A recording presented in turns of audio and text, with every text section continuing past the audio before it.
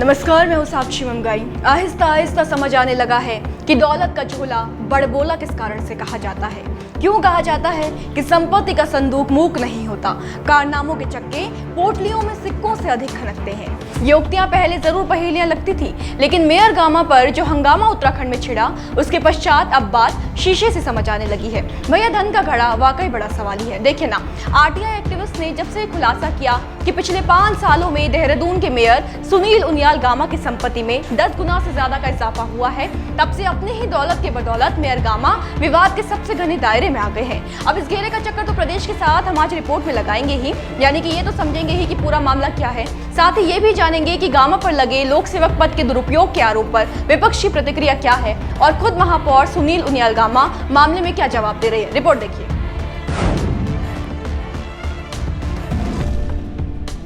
देखिए, देहरादून नगर निगम के मेयर सुनील उनियाल गामा पर लगे इल्जामों की फहरिस्त बड़ी लंबी है।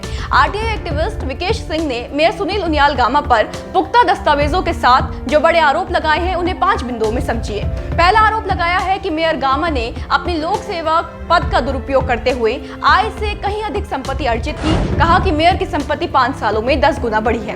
दूसरा, बताया कि मेयर बनने के बाद गामा ने पत्नी और बेटे के नाम 5 करोड़ 32 लाख रुपए में 11 विभिन्न संपत्तियां खरीदी हैं, जिनका बाजार मूल्य 20 करोड़ से भी अधिक है। इसके अलावा कहा है कि मेयर सुनील उनियाल गामा ने पद का दुरुपयोग करते हुए गुरु राम राय दरबार साहिब के महंत देवेंद्र दास से अपने पुत्र शाश्वत के नाम पर 3 पट्टे शहर के प्रमुख स्थानों पर किए हैं। इनमें से एक पट्टा 29 वर्ष के लिए और 2 पट्टे 99 वर्ष की लीज का है, जिनकी लीज निकट भविष्य में स्वतः ही आगे बढ़ जाएगी, क्योंकि इससे दोनों पक्षों को कोई आपत्ति नहीं होगी। एडवोकेट विकेश सिंह नेगी का आरोप ये भी है कि महंत ने भी टैक्स चोरी की है। निगम ने महंत को टैक्स चोरी का नोटिस भी जारी नहीं किया। इस सब के अलावा एडवोकेट विकेश सिंह नेगी के अनुसार ये सरासर लोक सेवक पद का दुरुपयोग है और ये पूरा मामला भ्रष्टाचार की श्रेणी में आता है। आपको बताएं कि इस पूरे मामले में एक तरफ एडवोकेट विकेश सिंह नेगी ने सरकार से मांग की है कि मामले की उच्च स्तरीय जांच की जाए, और दूसरी तरफ मेयर की संपत्ति में हुई बेतहाशा वृद्धि को लेकर विपक्ष ने भी गामा और साथ साथ पूरी भाजपा के खिलाफ मोर्चा खोल दिया है। कांग्रेस प्रदेश अध्यक्ष करण महारा ने तो सीधा गामा को इस्तीफे की नसीहत दे डाली है।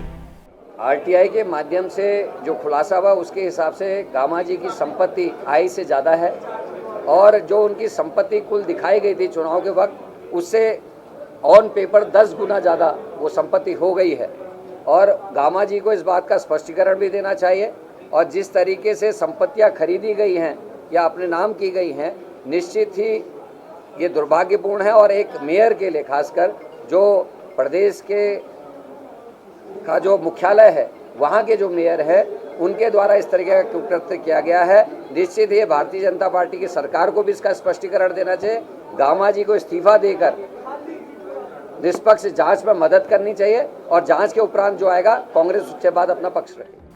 तो जैसा कि आपने करण महारा को सुना, कांग्रेस न केवल मामले को सिर्फ किसी कुकृत्य और भ्रष्टाचार से जोड़कर देख रही है, बल्कि साथ ही सुनील उनियाल गामा के साथ साथ विपक्ष भाजपा सरकार से भी स्पष्टीकरण की मांग कर रही है। महारा ने मामले में भाजपा सरकार की चुप्पी को हैरत में डालने वाला बताया है। कहा है कि प्रदेश में जितने भी भ्रष्टाचार के कार्यक्रम देखे जा रहे हैं, उनमें कहीं न कहीं भारतीय जनता पार्टी के लोग सम्मिलित देखे जा सकते हैं।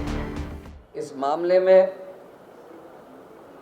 जिस तरीके से भारतीय जनता पार्टी की सरकार मौन साध के बैठी है, यह अपने आप में आश्चर्य में डालने वाली है।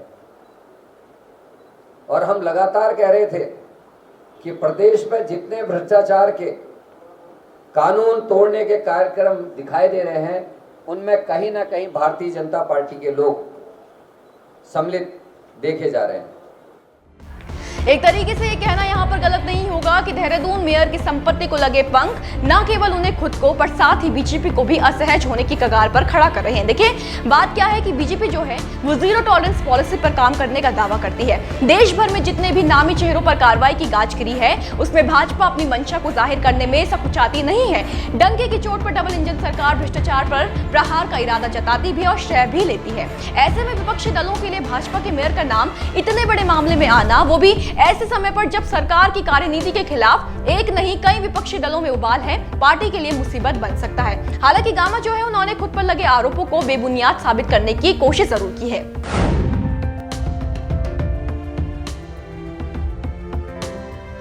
मामले की तूल पकड़ते ही सुनील उनियाल गामा अपनी छवि के पहरेदार स्वयं बन गए। देहरादून मेयर ने बुधवार दोपहर प्रेस वार्ता करते हुए न केवल इसे विपक्ष का षड्यंत्र बताया, बल्कि वो ये बात दोहराते थके नहीं कि जिन संपत्तियों का जिक्र करते हुए उन पर आरोपों की बारिश की गई है, दरअसल उन्होंने उन नई संपत्तियों को पुरानी संपत्तियां बेचकर खरीदा है। मेयर ने यह भी कहा कि उनकी पत्नी, बेटा और बेटी काम करते हैं, परिवार काम धंधा करता है जिससे उनकी इनकम होती है। वहीं मेयर के मुताबिक वो कोई आज से जमीन नहीं खरीद रहे हैं, वो मेयर बनने से पहले भी संपत्तियां खरीदते थे। देखिए, मैं आपको कह रहा हूं कि जो 2017 से पहले जो मैंने चुनाव लड़ा है, उससे पहले जो मैंने संपत्तियां अपनी दिखाई थी, अधिकतर संपत्तियां मैंने वो बेच दी, एक आध को छोड़ के। उन संपत्ति के बदले मैंने ये संपत्ति ले ली। अब संपत्ति के रेट बढ़ रहे हैं तो सबके बढ़ रहे हैं, कोई मेरे तो बढ़े नहीं, है ना। और ये मेरा कोई ये नहीं है कि मैं मेयर बना हूँ तो मैंने संपत्तियां इकट्ठी करी है, मेरी पहले से ही संपत्तियां हैं भैया। इतना ही नहीं, मेयर गामा ने गुरु राम राय दरबार साहिब के महंत द्वारा उन्हें किराए पर दी दुकान को लेकर भी जवाब दिया है। और ये किराए पे सिर्फ एक मेरे को ही नहीं दी, पूरे शहर में जो है महंत जी की जमीनें सब किराए पे हैं, मकान है, दुकान है, सारी किराए पे हैं। तो ये वो स्पष्टीकरण थे जो महापौर सुनील उनियाल गामा द्वारा खुद पर लगे आरोपों के खिलाफ दिए गए हैं। जैसा कि आपको बताया, विपक्ष पर गामा ने यह भी आरोप लगाया है कि विपक्ष बेबुनियादी इल्जाम लगा रहा है, हताश है भाजपा के युवा मुख्यमंत्री की लोकप्रियता से, इसलिए बौखलाकर इस तरह के कृत्य कर रहा है। कांग्रेस ने कल प्रेस करी है, माननीय मुख्यमंत्री जी ने भी कल मुझे कहा है कि जो है इस पे आप प्रेस कीजिए और प्रेस को बताइए जो बीजेपी की सरकार, माननीय मुख्यमंत्री जी की लोकप्रियता दिन प्रतिदिन बढ़ रही है, उससे विपक्ष हताश और निराश है और उससे बौखलाकर ये सारे षड्यंत्र कर रहा है। ये सारी जो है ये बेबुनियादी है। कुल मिलाकर सुनील उनियाल गामा की संपत्ति को लेकर सामने आई बातों के बाद उत्तराखंड में सियासत भी गर्मा गई है। एक तरफ कांग्रेस है जो भ्रष्टाचार के आरोप को आधार बनाकर इस्तीफे की राय पेश कर रही है, दूसरी तरफ आक्षेपों में घिरे गामा है जो नसीहत तो छोड़िए आरोपों को ही सिरे से नकार रहे हैं। देखना अब यह है कि मेयर सुनील उनियाल गामा की दी सफाई जनता और विपक्ष को कितनी स्वीकार्य होती है, पहले तो होती भी है या नहीं। साथ ही मामले में एक सवाल ये भी खड़ा होता है कि आगामी चुनावों में ये मसला कितना नुकसान भाजपा के लिए लेकर आएगा। गामा लोक सेवक होकर पद का दुरुपयोग करने के मामले में घिरे हैं। पहले से मुद्दे से जूझ रही जनता हो न हो, इस मसले को ठंडे बस्ते में नहीं जाना देना चाहेगी, इसलिए इस मामले से जुड़ी हर खबर जरूरी हो जाती है। आप भी अपडेट मिस न करें और बने रहे देवभूमि इनसाइडर के साथ। आज ही डाउनलोड करें देवभूमि इनसाइडर।